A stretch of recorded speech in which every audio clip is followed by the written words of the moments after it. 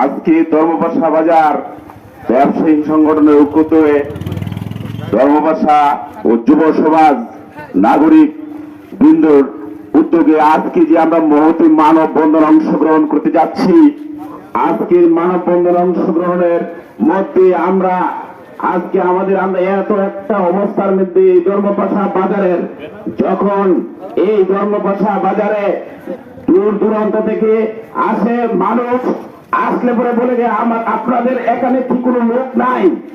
আসলে আমরা লজ্জিত হয়ে যাই। আসলে কি আমরা লোক না? আমরা কি দেশের নাগরিক না? আমরা কি দেশের মানুষ না? এই সমাজ নিয়ে আমরা বসবাস করি না? কেন আমাদেরকে বারবার প্রতিশ্রুতি দিয়ে, বারবার কথা দিয়ে কাজটি সম্পন্ন করা হচ্ছে না? তাই আমি আজকে ধর্মপাশা বাজার ব্যবসায়ীদের পক্ষ থেকে সুচারুভাবে আমি দৃষ্টি আকর্ষণ করছি, আমরা একটা ব্যবসায়িক ফেডারেশন, আমরা পারি না এমন কোন কাজ নেই।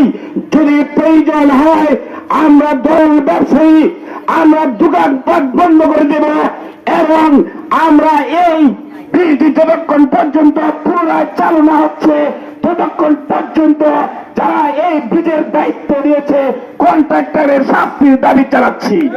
এবং পাশাপাশি আমরা এই মানববন্ধনে অংশগ্রহণ করেছেন যারা, তারা আজ থেকে মনের মধ্যে একটা দৃঢ় যাপন করুন যে আমরা সকলেই এক।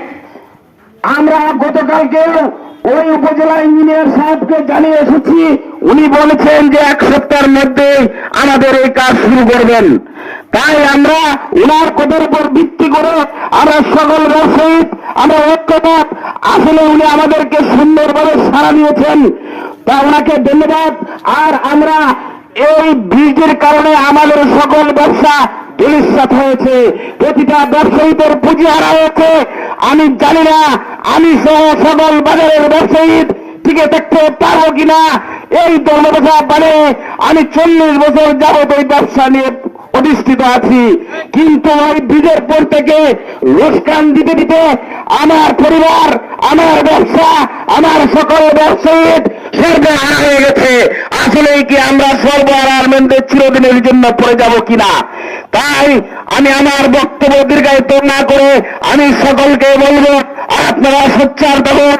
প্রতিটা মানববন্ধন মিছিল মিটিং একের পর এক আমরা চালিয়ে যাব যতক্ষণ পর্যন্ত আমাদের সঠিক স্বচ্ছ দাবি আদায় না হচ্ছে, ততক্ষণ পর্যন্ত আমরা ওই কর্মসূচি চালিয়ে যাব। এবং এই ধর্মপাশা বাজার ও নাগরিক সমাজ, ছাত্র জনতা সকলকে ধন্যবাদ জানিয়ে আমি আমার কথা শেষ করলাম। খুদা হাফেজ। অসংখ্য ধন্যবাদ আলিমুর সাহেবকে। ওনার বক্তব্য থেকে আমরা যা বুঝতে পারলাম, ধর্মপাশা উপজেলার মধ্যে আমরা চাই এই ব্রিজের কাজ যতদিন না হচ্ছে, এই ব্রিজের কাজ না হওয়া পর্যন্ত যাতে ধর্মপাশা উপজেলায় সরকারি আর একটি কাজও না হয়। আমি যা বুঝতে পারলাম এই ব্রিজের কাজই হচ্ছে এখন ধর্মপাশা উপজেলার মধ্যে সবচেয়ে গুরুত্বপূর্ণ কাজ। তাই আমরা চাই এই কাজটি করার পরপরই যেন সরকারি কোনো উদ্যোগে ধর্মপাশা উপজেলায় কাজ শুরু হয়, এর আগে যেন আর কোনো কাজ না হয়। এখন আপনাদের সম্মুখে বক্তব্য রাখবেন ধর্মপাশা বাজারের বিশিষ্ট ব্যবসায়ী সাবেক ইউনিয়ন চেয়ারম্যান জনাব হাবিবুর রহমানকে ওনার বক্তব্য পেশ করার জন্য অনুরোধ করছি। আসসালামু আলাইকুম। আসলে যে কথাগুলো হয়েছে, এই ব্রিজের কারণে বাজারের ব্যবসায়ীরা অত্যন্ত খারাপ অবস্থায় আছে, অতীব সত্য।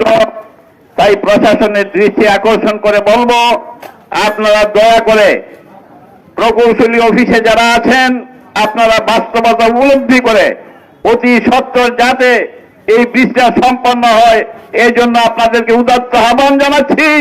আপনারা দয়া করে আমাদের আহ্বানে সাড়া দিয়ে ব্যবসায়ীদের সচ্ছলতার জন্য আপনারা আগ্রহ প্রকাশ করবেন। সকলকে ধন্যবাদ। অসংখ্য ধন্যবাদ হাবিবুর রহমান সাহেবকে। এখন আপনাদের সম্মুখে বক্তব্য রাখবেন জুয়েল সাহেব। বিসমিল্লাহির রহমানির রহিম। মুসলিম বান্দাদেরকে আসসালামু আলাইকুম, হিন্দুর ভাইদেরকে নমস্কার। বিসমিল্লাহির রহমানির রহিম। আমরা যারা ব্যবসায়ী আছি, এই বীজের কারণে অনেক ক্ষতি হয়ে গেছে, আমরা এই বীজ যদি না হয় ওই কদিনের মধ্যে আমরা ব্যবসা ছেড়ে যেতে হবে। আমরা কেমনে চলবো এই ব্যবসা যদি বালা না হয়